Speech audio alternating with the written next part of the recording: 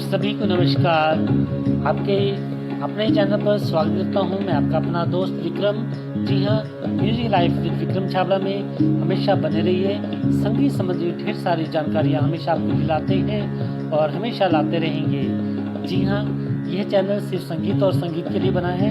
यदि आप संगीत प्रेमी हैं, संगीत सीख रहे हैं, संगीत के कॉम्पिटिटिव एग्जाम दे रहे हैं, संगीत की दिशा में आगे बढ़ रहे हैं या संगीत में कहीं ना कहीं कार्यरत हैं, तो आपके सबके लिए, जी हाँ, आपके मनोरंजन के लिए आपका अपना ही channel music life with Vikram Chhabra.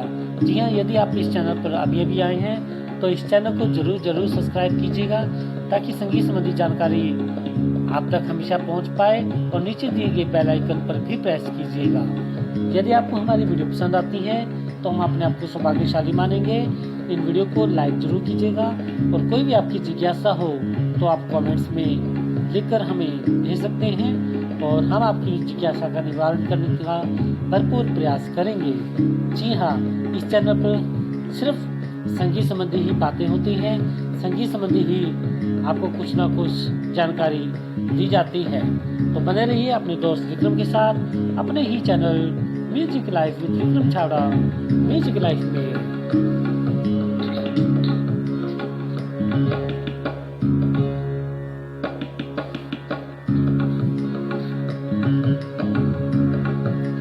जी हाँ, आप सभी विदित हैं कि ताल देने के लिए हमेशा किसी वाद्य की आवश्यकता होती है, और ताल के बिना तो संगीत का पैमाना ही समाप्त हो जाता है। ताल है तो सब कुछ है, ताल नहीं तो कुछ भी नहीं। जी हाँ, यदि कोई व्यक्ति अकेला नृत्य कर रहा हो, ताल ना हो, तो सोचिए उसको लोग किस दृष्टि से देखते हैं। यदि कोई गायन चल रहा हो, ताल ना हो, तब भी आपको फीका सा लगता है। ओहो, आप गलत समझ गए। आज हम ताल के विषय पर जानकारी नहीं लिख कर आए।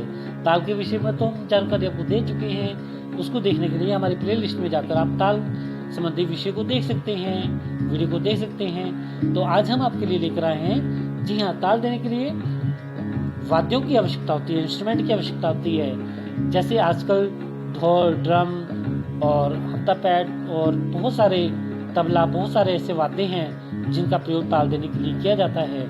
और उनमें से एक ऐसा वाद्य है जो आज लुप्त होता जा रहा है, जो प्राचीन काल में बहुत प्रसिद्ध हुआ करता था, और उसका उल्लेख ऋग्वेद, जी हाँ, वेदों के विषय में आप जानते हैं, तो ऋग्वेद में उसका उल्लेख हुआ था। तो आज उस साज के बारे में, उस वाद्य के बारे में हम जानकारी लेकर हाजिर हैं आपके विषय, आपके सामने। तो आज हम बात करने जा रहे हैं, जी हाँ, मृदंग यानी कि पखावज। जो संगीत समझते हैं, जानते हैं, उनको तो मालूम ही है, लेकिन जो सिर्फ संगीत प्रेमी हैं, आज उनके भी ज्ञान में वृद्धि होगी। तो इसलिए कहता हूँ कि वीडियो को स्किप मत कीजिएगा, वीडियो को पूरा देखिएगा। जी हाँ, आपको पता ही है कि ताल देने के लिए सबसे पहले जो ताल की उत्पत्ति है वो शिव के डमरू से मानी जाती है। जी हाँ, उनसे हुई थी, और उसके बाद अनेक साजों का निर्माण किया गया, उल्लेख हुआ, बहुत सारे वाद्य यंत्र आए। आजकल तो इलेक्ट्रॉनिक वाद्य भी आ चुके हैं। तो आज हम लेकर आए हैं पखावज के विषय पर जानकारी, मृदंग अथवा पखावज। जी हाँ, नटराज शंकर का जो डमरू है सबसे प्राचीन वाद्य माना जाता है। उसी के आधार पर जो मृदंग की उत्पत्ति हुई है। मृदंग की प्राचीनता का निर्माण जो है वह वेदों में मिलता है। उनमें से एक ऋग्वेद है, ऋग्वेद में मिलता है। उसमें वीणा, बांसुरी और मृदंग, इन तीनों का बेखूबी वर्णन किया गया है। पुरातन काल में मृदंग को पुष्कर के नाम से भी जाना जाता था, ऐसा भरत मत के ग्रंथों में, जी हाँ, मिलता है। पुष्कर वाद्य जो है देवताओं को अधिक प्रिय हुआ करता था, और ताल देने के साथ साथ उस पर वह लोग नृत्य भी किया करते थे, नृत्य भी देखा करते थे, साथ ही साथ उनका नृत्य भी हुआ करता था। इसका प्रमाण अनेक प्राचीन जो है मूर्तियों में तथा चित्र कलाओं द्वारा मिलता है। प्राचीन पुष्कर वाद्य कई प्रकार के हुआ करते थे, जैसे हर्तकी है, ऋणकृति है, आदि जो वाद्य हैं वह हुआ करते थे। अरहड़ के आकार का जो पुष्कर होता था, जिसे हर्तकी या हर्तकी कहा जाता था। पखावज, मुर्ज और मृदल ये नाम भी पखावज की ही हुआ करते हैं। इस प्रकार के विभिन्न नाम और उनकी आकृतियों का वर्णन ग्रंथों में मिलता है।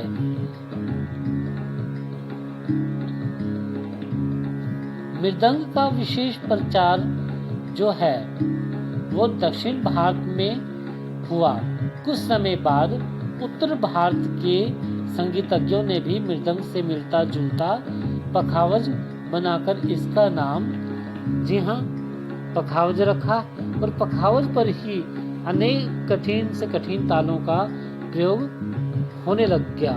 इसके साथ ध्रुपद, धमार, रुद्र, लक्ष्मी, विष्णु, सवारी आदि तालों का प्रयोग बेखूबी हुआ करता था। किंतु जब से तबले का आविष्कार हुआ तब से मृदंग का जो प्रचार है यानी पखावज का जो प्रचार है वो नाम मात्र रह गया, बहुत कम सा होता चला गया। अब तो मृदंग के दर्शन सिर्फ मंदिरों में, कीर्तनों में या कुछ कीर्तन संबंधी क्षमा चाहूंगा, कुछ कीर्तन संबंधी मंदिरों में यथाकथा होते हैं। फिर भी कुछ गुणीजन जो है, जो संगीतज्ञ हैं, वह इसका महत्व देते हैं, इसका प्रचार करते हैं और इसका आज भी आदर करते हैं। प्रसिद्ध पखावजियों में लाला लाजपत, भवानी प्रसाद सिंह पखावजी को भातखंडे जी ने अप्रितम पखावजी कहकर संबोधित किया है। प्रसिद्ध पखावजी खोदू सिंह जिन्हें के शिष्यों थे, औंध के नवाब द्वारा उन्हें कुंवर दास की पदवी से नवाजा गया था। एक बार वादिज अली शाह की एक महफिल में खोदू सिंह वाजिशी पखावजियों को राजा ने 10,000 रुपये की थैली पुरस्कार के रूप में दी थी। पखावज की बनावट, पखावज की जो बनावट है वह दायां तबला व बायां तबला दोनों को मिलाकर एक ढोलक की तरह रख दें तो पखावज की बनावट बन जाती है। लेकिन इनमें अंतर यह है कि जैसे तबला है, तबले में तो दायां जो आकार है वो छोटा होता है, बायां आकार जो है यानी जिसे डुग्गा बोलते हैं वह बड़ा होता है। लेकिन पखावज में ऐसा नहीं होता है। जी हाँ, दायां और बायां जो रूप है आकार है वो दोनों बराबर होते हैं, वह ढोलक की रूप में ही होते हैं। आप कहेंगे सर कि फिर ढोलक और पखावज में अंतर क्या रह गया? ढोलक में भी आप देखेंगे दाएं और बायां जो रूप है वो अलग अलग होता है, भिन्न होता है। दाएं तरफ का आकार जो है वो हल्का होगा, छोटा होगा, बायां जो है बड़ा होगा। लेकिन ये जो आकार है पखावज का, जो मृदंग का जो आकार है वो बराबर रहता है दोनों तरफ। ठीक है, यह बहुत महत्वपूर्ण इनका अंतर माना जाता है। पखावज और तबले में एक भेद यह भी है कि दायां और बायां जो है वह अलग अलग नहकों दोनों एक आकार के होते हैं। यही कारण है कि तबले की जो अपेक्षा पखावज में जो है अधिक गूंज पैदा हो जाती है, क्योंकि एक तरफ थाप देने से दूसरी ओर जो है गूंज स्वयं ही पैदा होती है। और दूसरा भेद तबले और पखावज में ये है कि तबले के बोल बजाने में जो है वह जो है उंगलियों का प्रयोग अधिक होता है, थाप का प्रयोग जो है उसमें कम होता है। लेकिन जो पखावज है उसमें थाप का प्रयोग अधिक होता है और उंगलियों का प्रयोग जो है बहुत कम होता है। आपको यहाँ तक समझ आ गया? पखावज में बाईं ओर गीला आटा जी हाँ लगाया जाता है। तबला को जब चढ़ाना होता है यानी ऊपर के स्वर में या नीचे के स्वर में करना होता है तो गीले आटे का इस्तेमाल किया जाता है।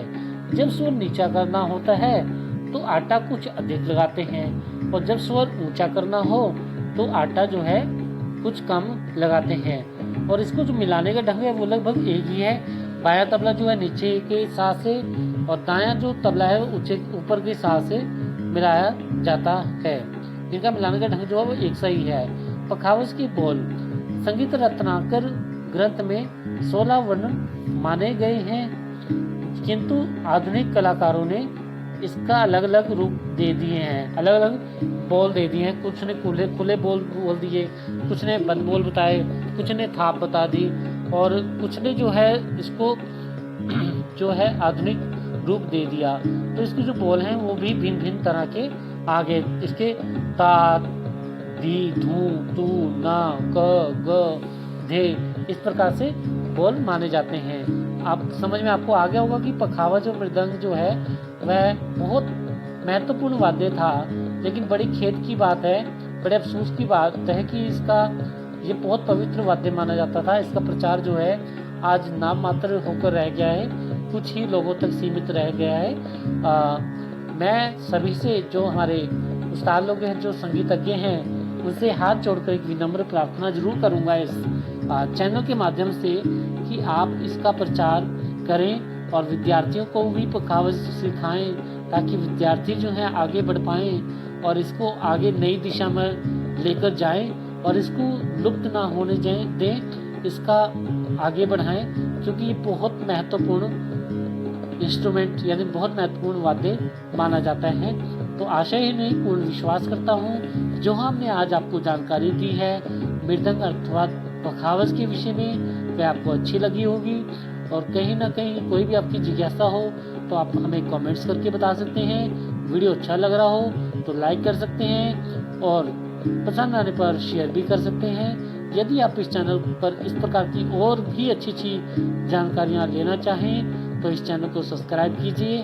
हमेशा संगीत संबंधी जानकारियाँ हम आप सबके लिए लेकर आते हैं और लेकर आते रहेंगे। अब अपने दोस्त विक्रम को दीजिए इजाज़त, फिर मिलूंगा किन्हीं और जानकारियों के साथ आपके इसी चैनल पर। तब तक के लिए मुस्कुराते रहिए, अपना ख्याल रखिए, संगीत के साथ जुड़े रहिए, संगीत का रियाज कीजिए, संगीत के प्रति अपने आप को निछावर कर दीजिए। आप सभी को नमस्कार।